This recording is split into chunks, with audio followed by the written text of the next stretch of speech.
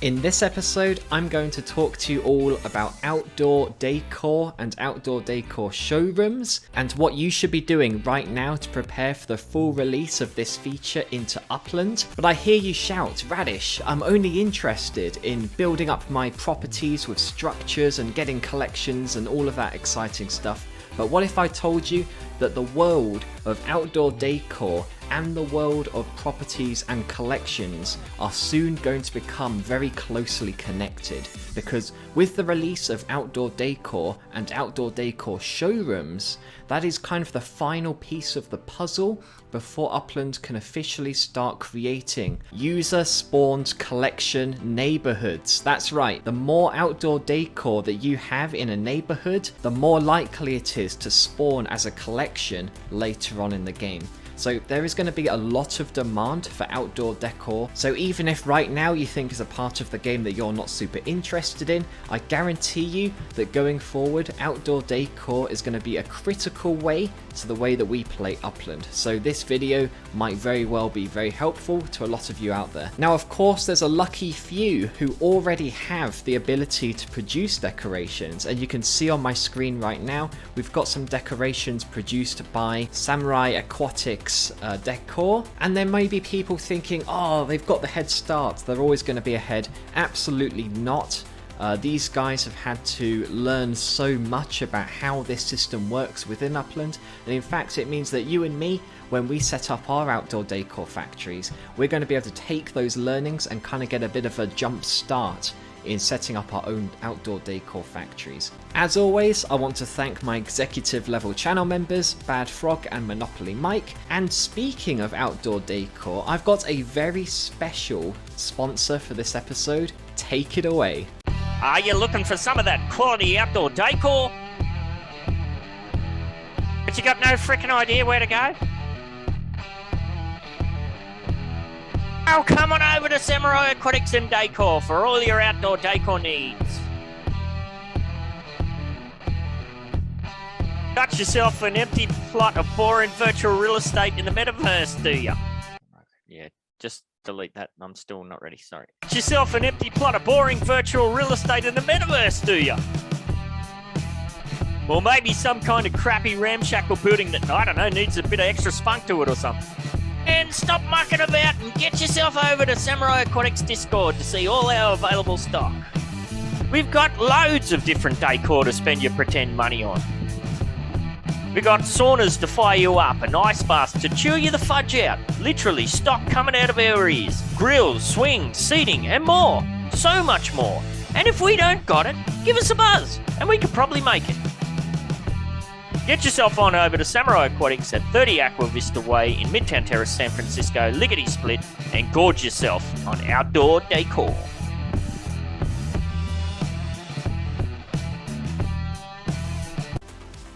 What was that? In all seriousness, thank you very much Ben68 and Samurai Aquatics for sponsoring this episode. I want to give a shout out to the Upland Development United podcast in general. If you're looking for a long form podcast all about Uplands to listen to every week, it's an absolutely fantastic choice. I listen every week, I learn a lot. Check that out and check out Samurai Aquatics and Decor. So my first piece of advice that I want to give you all in terms of creating outdoor decor is actually deciding what it is you want to make. Just because we can't produce outdoor decor in our factories right now, that doesn't stop us from actually designing this stuff, because we know that we're going to be designing it on Blender, is the 3D tool that is preferred by Upland, and there's nothing stopping us from seeking out an artist partner and preparing some concept art that's ready to go. If you're able to team up with somebody and produce some concept pieces, even if they don't exactly align with Upland's requirements once the feature's rolled out more widely, it will still be a massive head start on 99% of the other players who won't even have started thinking about teaming up with an artist. And that links in really nicely to my second top tip for being successful in outdoor decor manufacturing, and that is reaching out and collaborating with lots of different players to make your outdoor decor operation as successful as possible.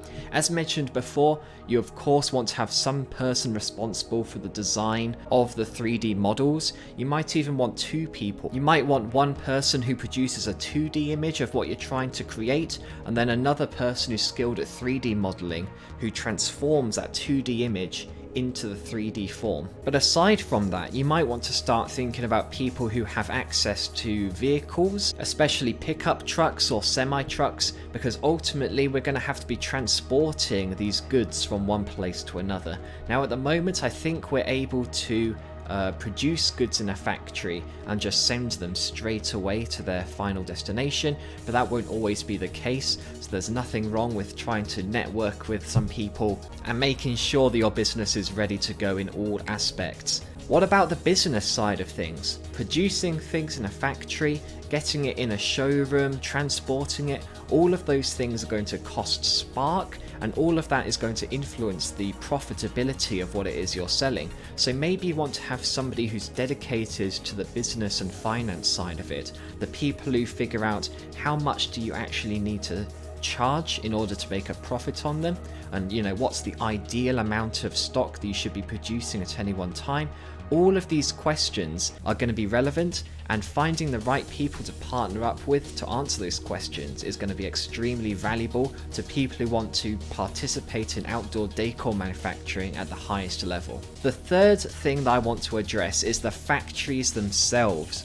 At the moment, you can build either a small or a medium-sized factory. The large factory isn't available yet, but just between the small and the medium, there's ups and downs to both. Obviously, the small factory is a lot smaller, so you can fit it on a smaller plot. It means you might be able to store more outdoor items at the factory. So it might be better if the spot where you want to be manufacturing things is quite small. You might want to go for a small factory instead of just squeezing a medium on there. There's huge differences in the maximum amount of spark that you're allowed to stake in a small versus a medium factory. In a small factory, you can only stake 2 spark, but in a medium factory, you can stake up to 10 spark.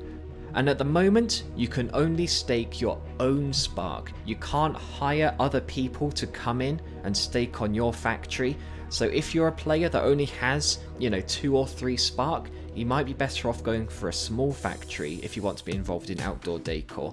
But if you have a lot of spark, 9, 10, 11 spark, I think you'd be better off going for the medium factory, because that's going to be much more efficient in terms of manufacturing. It's in this point that I also want to mention, if you're somebody who doesn't have a massive amount of spark, I'd actually recommend not necessarily going for the factory at all, and instead, if you really want to participate in that side of the game, why don't you be a second-hand showroom? You can buy cheap decor from other places or directly from other people's factories, and then you can set it up in your own showroom. It might be a part of the map where you found a special niche. There might be lots of players who are willing to buy outdoor decor, but they're not nearby any other factories or showrooms. That could be a really good opportunity for somebody to set up their own showroom, but not necessarily have to worry about setting up their own factory. So you don't have to be involved in the whole process, you can take individual bits of it, and of course later on, if you don't own a factory or a showroom, but you do own a van, you can just use your van to transport goods from the factory to the showroom, and you'll get paid some money for that. The fourth thing that you need to be thinking about when it comes to outdoor decor is the showroom. So we've talked about the factories, let's talk about the showrooms. Now there are going to be 3 sizes of those that we already know about, and the main difference with those is the amount of listings that you can have. The only showroom that's available to build at the moment is the small one, and that can hold up to 210 listings. I've had my screen on this for a little while. This one here at Samurai Aquatics is a small showroom, and as you can see now that I'm zooming out, it's really not that small. It's about the size of 2 apartment buildings. So that kind of demonstrates the amount of land that you really need to have in order to have a showroom. And it's even more important to highlight that even though a small showroom can hold up to 210 listings, those listings have to actually fit on the lot, right? So you can see that Samurai Aquatics here has built all of their outdoor decor here, and they have to physically go outside the lot. So it's no good having a small showroom if you actually can't fit anything outside next to it. You can't fit decor inside the showroom itself. That's a huge thing that I need to highlight to people, is that you really do need quite a lot of land in order to make the most of your showroom. And that only gets more dramatic as you move towards medium and large showrooms, because obviously a medium showroom is going to take up even more land area than this, and it can hold up to 280 pieces of decoration. And a large, which is going to be obviously even bigger than that, can hold 410 pieces of decoration. So can you imagine how large a piece of land will need to be in order to not only hold a large showroom, but make it worthwhile, because you need to be able to have enough land to fit 410 outdoor decor items. So again, it might depend on what you're building. If it's something that's quite thin and tall, you might be able to fit loads and loads of them on not a very large amount of space. But with these, outdoor tables that Samurai Aquatics is making, they actually do take up quite a lot of space. They're bigger than cars. So these are all things that you have to consider before jumping into the world of outdoor decor and factories. Number 5 on my list of things to consider when getting into the outdoor decor space is transportation. Now, I kind of alluded to this earlier, but ultimately, any goods which are produced in a factory will have to be sent over to the showroom. You want to make sure that you build your factory for outdoor decor with an end customer in mind. Is that going to be your own showroom, or is that going to be somebody else's showroom? Wherever it is, transportation equals time and it equals cost. So the further away your factory is from where you want to be, the more expensive your products are going to have to be to make a profit, and therefore the smaller the number of users who are probably going to be willing to pay for it. I'm somebody who loves block explorers, and even I am not that willing to travel from city to city in order to go to shops to buy cheap block explorers. I'd rather stay in the city that I am and pay a little bit more.